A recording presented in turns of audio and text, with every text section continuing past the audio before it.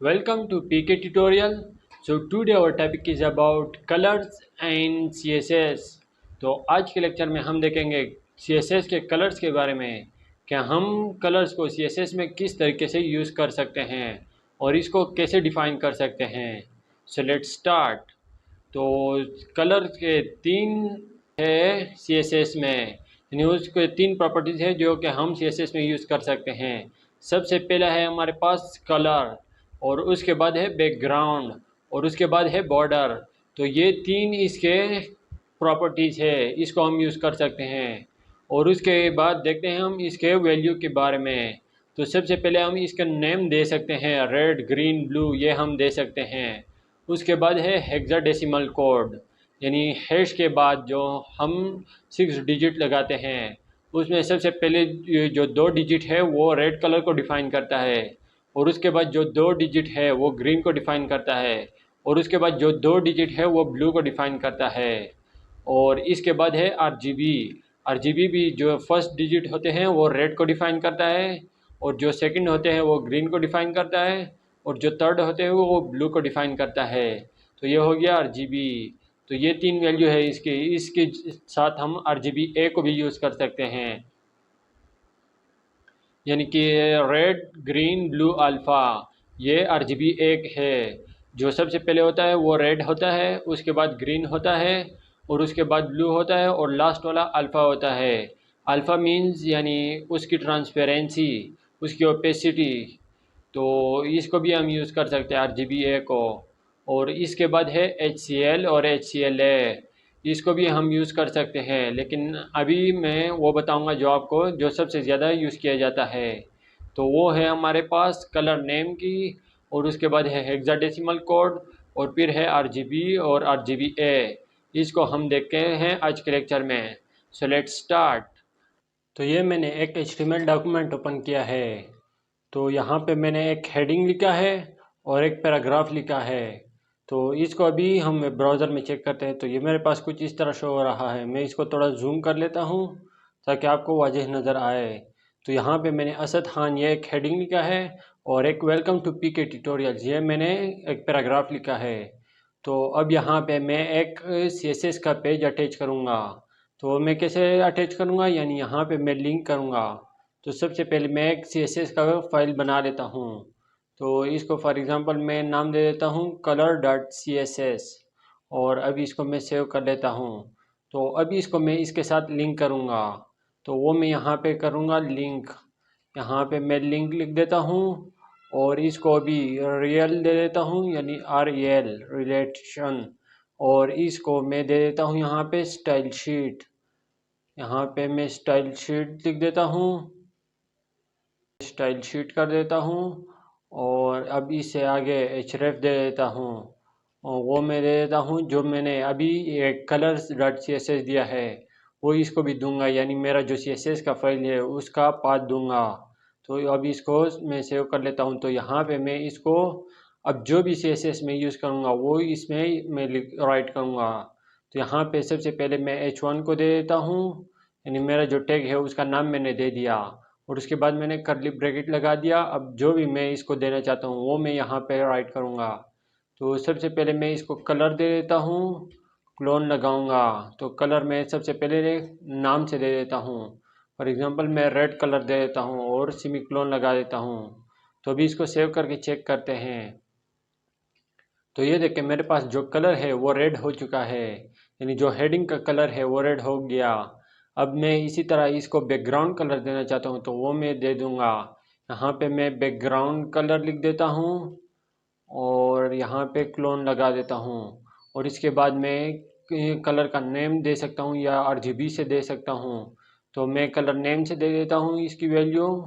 For example मैं यहाँ पे कर देता हूँ येलो कर लेता हूँ, और फिर सेमी क्लोन लगा देता हूँ. तो अभी इसको सेव कर लेता हूँ. तो ये देखें इसका बैकग्राउंड कलर जो है वो येलो हो गया.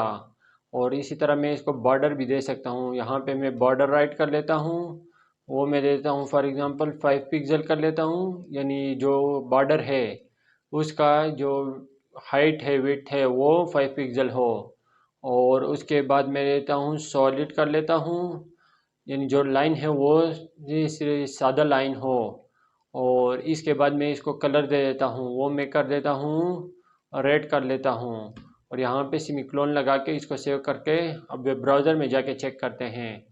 तो ये देखें, ये मेरे पास कुछ इस तरह शो हो गया। यानी इसका जो बॉर्डर है, बैकग्राउंड कलर है और टेक्स्ट का कलर है, ये आ चुके हैं। यानी इस पर CSS अप्लाई हो चुका है। तो अभी मैं इसको RGB या हैश दूंगा। तो वो मैं किस तरह दूंगा, तो यहाँ पे येलो की जगह मैं वो दूंगा। तो मैं यहाँ पे हैश का साइन लगा देता हूँ और यहाँ पे 00 कर लेता हूँ और FF फिर 00 कर लेता हूँ। तो अभी इसको सेव करके ब्राउज़र में चेक करते हैं। तो ये देखिए, इसका बैकग्राउंड कलर जो है वो ग्रीन हो गया है। तो इस तरीके से हम हैश का जो नंबर है यानी हैश कोड है वो हम इस तरीके से यूज़ कर सकते हैं, यानी हेक्साडेसिमल कोड को। तो ये जो कोड है इसको आप ऑनलाइन भी देख सकते हैं। तो यहाँ पे ये इसको हम 6 डिजिट भी यूज़ कर सकते हैं और 2 डिजिट 3 डिजिट भी यूज़ कर सकते हैं। ये देख के मैं इसको यूज़ करके दिखा देता हूँ। तो ये मैंने राइट कर लिया और अभी इसको लोड करते हैं। तो ये देखिए, इसमें कोई फ़र्क भी नहीं पड़ा। यानी हम इसको अगर एक बार लिखे या 2 बार लिखे, इसको हम यूज़ कर सकते हैं। इसी तरह मैं यहाँ पे कोई और लगा देता हूँ। फॉर एग्ज़ाम्पल यहाँ पे इसको मैं 0 कर लेता हूँ, यानी तीनों को 0 कर लेता हूँ। अब सेव करके चेक करते हैं।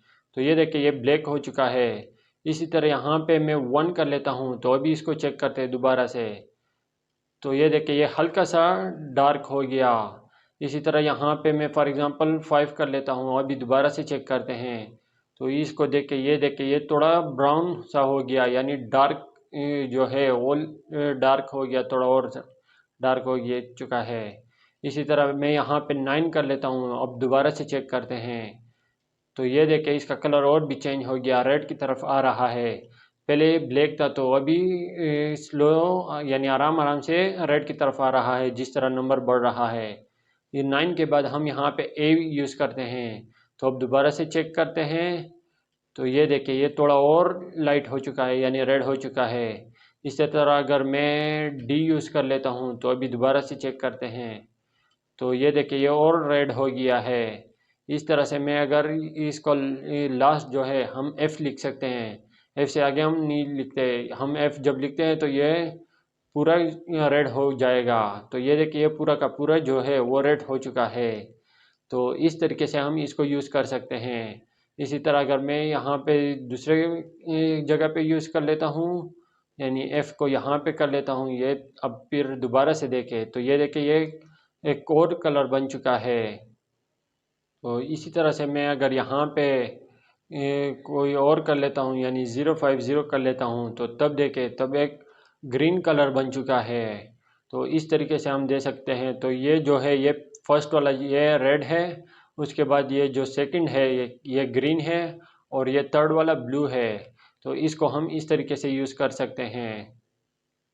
तो यहाँ पे अगर मैं इसको 100% रेड कर दूँ और ग्रीन को 0 कर दूँ और ब्लू को फिर से 100% कर दूँ, तो अभी इसको दोबारा से चेक करते हैं कि ये कौन सा कलर बनता है। तो ये देखिए, ये पिंक कलर का एक कलर बन चुका है। तो इस तरीके से हम इसको यूज़ कर सकते हैं। तो इसी तरह अगर मैं इसको ये लास्ट वाला जो है इसको 0 कर दूँ और फिर चेक करते हैं, तो ये मेरे पास येलो कलर बन जाएगा। यहाँ पे लोड करते हैं तो ये देखिए, मेरे पास येलो कलर बन चुका है। तो इस तरीके से हम हेक्साडेसिमल कोड को यूज़ कर सकते हैं। तो अभी हम RGB कलर को यूज़ करके चेक करते हैं। तो मैं इसको इसी तरह रहने देता हूँ, इसको कर लेता हूँ RGB। यहाँ पे मैं RGB लगा देता हूँ और उसके बाद मैं ब्रैकेट लगाऊंगा और यहाँ पे 0 और उसके बाद कामा, फिर 0, फिर कामा, फिर 0 लगा देता हूँ। तो अभी इसको सेव करके चेक करते हैं वेब ब्राउज़र में। तो यहाँ पे मैं लोड करता हूँ तो ये देखिए, ये ब्लैक कलर बन चुका है, यानी ये सबसे कम वैल्यू है इसकी। तो यानी 0 इसकी कम वैल्यू है, तो इसलिए ये ब्लैक हो चुका है। अगर मैं इसको 255 कर दूँ, ये इसकी सबसे ज़्यादा वैल्यू है, तो मैं तीनों को 255 कर देता हूँ। अभी सेव करके चेक करते हैं। तो ये देखिए, ये वाइट बन चुका है, यानी सबसे ज़्यादा नंबर है इसका, सबसे ज़्यादा वैल्यू है इसकी, तो इसलिए ये वाइट हो गया। इस तरह अगर मैं इन बाकी दो को ज़ीरो कर दूँ, फिर चेक करते हैं कि कौन सा कलर बनता है। तो ये देखिए ये दोबारा से रेड बन चुका है क्योंकि मैंने रेड की फुल वैल्यू दी है। अगर मैं यहाँ पे ये ब्लू को फुल वैल्यू दे देता हूँ तो ये फिर से यहाँ पे ब्लू बन जाएगा। तो ये देखिए ये ब्लू हो चुका है। तो इस तरह से हम RGB का यूज़ कर सकते हैं। तो अभी RGBA को यूज़ करके चेक करते हैं। तो मैं इसको यहाँ से हटा देता हूँ, इसको रेड कर लेता हूँ और यहाँ पे मैं RGB यूज़ कर लेता हूँ, RGBA को मैं यूज़ कर लेता हूँ और यहाँ पे ब्रैकेट लगा देता हूँ और अब मैं यहाँ पे इसको फुल कर देता हूँ और इन बाकियों को ज़ीरो कर लेता हूँ और इसको 0.5 कर लेता हूँ, यानी ए को जो अल्फ़ा है RGBA red green blue alpha. तो ये मैंने दे दिया। अब इसको सेव करके ब्राउज़र में चेक करते हैं। तो मैं यहाँ पे लोड करता हूँ तो ये देखिए ये मेरे पास हल्का सा जो रेड है वो थोड़ा उसकी ओपेसिटी कम हो गई, यानी उसकी ट्रांसपेरेंसी कम हो गई। मैं यहाँ पे इसके बैकग्राउंड को कलर दे देता हूँ, यानी इसके बॉडी को, ताकि हमें वाज़ेह नज़र आ जाए। मैं यहाँ पे बॉडी को कलर दे देता हूँ, फॉर एग्ज़ाम्पल यहाँ पे बैकग्राउंड कलर कर देता हूँ, कलर लिख देता हूँ और इसको मैं दे देता हूँ कलर में फॉर एग्ज़ाम्पल येलो कर लेता हूँ और अब इसको दोबारा से सेव करके चेक करते हैं। तो ये देखिए ये मेरे पास अभी इसका जो बैकग्राउंड है वो भी शो हो चुका है। तो अभी मैं इसको कोई और कलर दे देता हूँ, यानी इसको ज़ीरो कर लेता हूँ और जो ये ब्लू वाला है इसको 255 कर देता हूँ और इसको मैं 0.2 कर लेता हूँ। अभी सेव करके चेक करते हैं। तो ये देखिए ये मेरे पास जो ब्लू है वो हल्का सा शो हो रहा है। अगर मैं इसको ज़्यादा कर दूँ, फॉर एग्ज़ाम्पल मैं 8 कर दूँ 0.8, तो भी इसको सेव करके चेक करते हैं। तो ये देखिए ये थोड़ा तेज़ हो चुका है। इस तरह अगर मैं इसको 5 कर दूँ तो अभी दोबारा से चेक करते हैं। मैं इसको लोड करता हूँ तो ये देखिए ये फिर से लाइट हो चुका है। अगर मैं इसको ज़ीरो कर दूँ तो तब देखिए फिर ये ज़ीरो शो होगा, बिल्कुल शो नहीं हो रहा, यानी इसका बैकग्राउंड कलर हमने दिया है लेकिन यहाँ पे शो नहीं हो रहा। तो इस तरह से हम RGBA का भी यूज़ कर सकते हैं। तो ये थी कलर की प्रॉपर्टी, इसको हम इस तरीके से यूज़ कर सकते हैं।